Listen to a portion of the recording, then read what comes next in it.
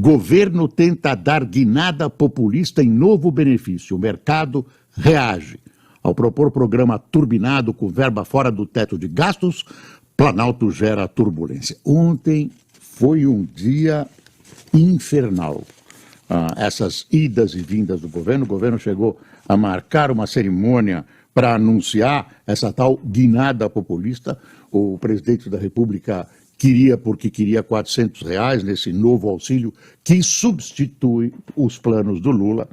E, de repente, ele teve uma encrenca e uma discussão com o pessoal da área econômica, o pessoal do Guedes ameaçou se demitir, enfim, tudo que o governo falou de manutenção, de resguardo fiscal, de uma política fiscal não populista, correta, justa, tudo isso desmoronou ontem quando o presidente resolveu ultrapassar os limites de gasto, o que prejudica a economia do país, resolve, abranda a questão eleitoral dele, não resolve, mas ajuda muito, e se colocou essa briga, se assim podemos chamar, entre o lado político da assessoria presidencial e o lado econômico. Aí resolveram adiar ante o que estava acontecendo nos mercados, com a subida do dólar, avaliações desencontradas, enfim, estabeleceu-se uma verdadeira confusão nos mercados ontem e o presidente teve o bom senso de recuar. Eu não sei como vai ser daqui para frente, o fato é que o Auxílio Brasil tem que vir, existe uma necessidade e também há um componente político importante. A eleição está aí. Ninguém é besta, todo mundo sabe que esse é um ingrediente, além de necessário, porque a situação econômica cria fome, desemprego, tem levado, a gente tem visto aí pessoal atrás de ossos, em caminhões de lixo, etc, etc.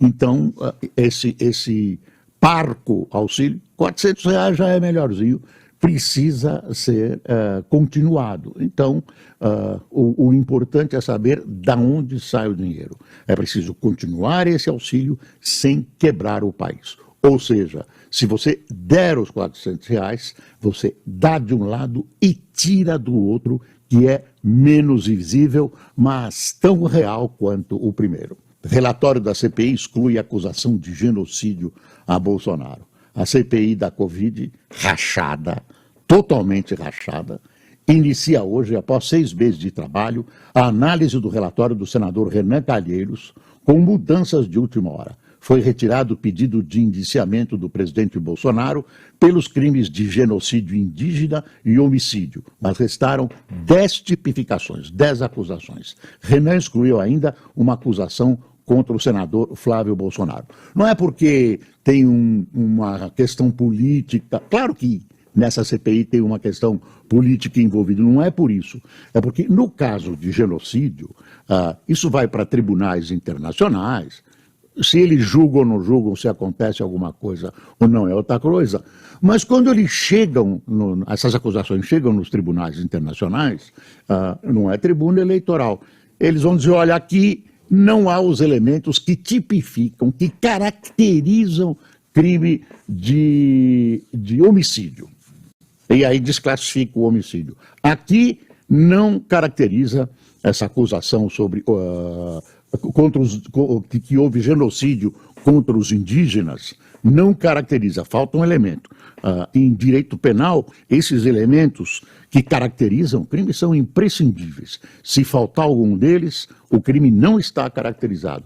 Por mais que a pessoa grite isso da tribuna do Senado ou da Câmara, ou faça acusações na televisão, nos jornais, etc. Quando chega lá, eu diria que essa tipificação tem um quê quase de matemática, tem que ser exato. Então, para evitar um não da justiça, que teria como consequência a desmoralização da CPI, resolveram deixar de lado algumas dessas acusações. Mas, até o senador Renan Calheiros apresentar, ler as 1000 e poucas páginas, ele vai fazer um condensado, ainda pode mudar muita coisa, está tudo aberto.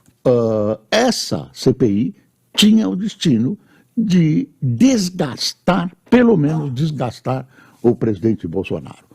E mais, como ela está indiciando um monte de gente, todo mundo que é possível indiciar, gente importante e gente totalmente insignificante no correr dos fatos, ela vai ficar tão grande que vai ficar difícil a justiça chegar a conclusões exatas e rápidas.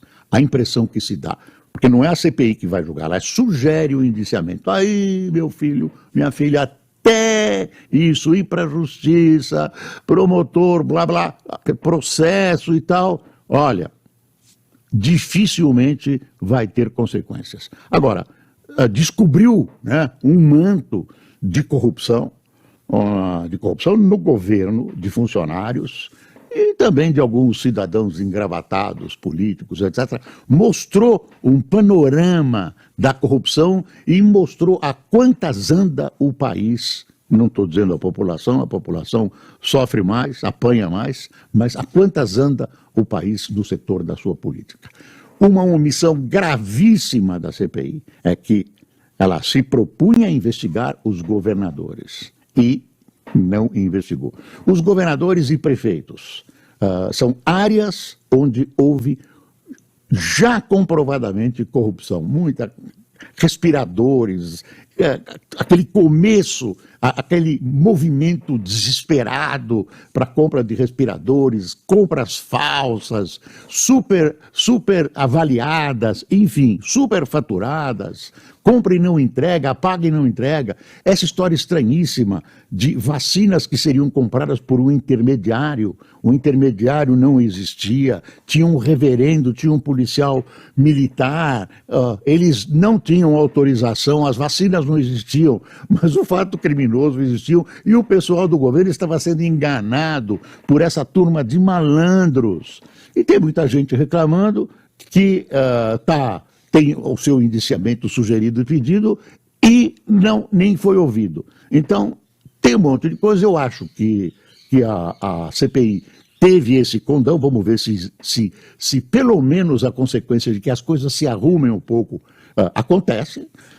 Mas eu acho que, nesse caso, o presidente Bolsonaro está resguardado.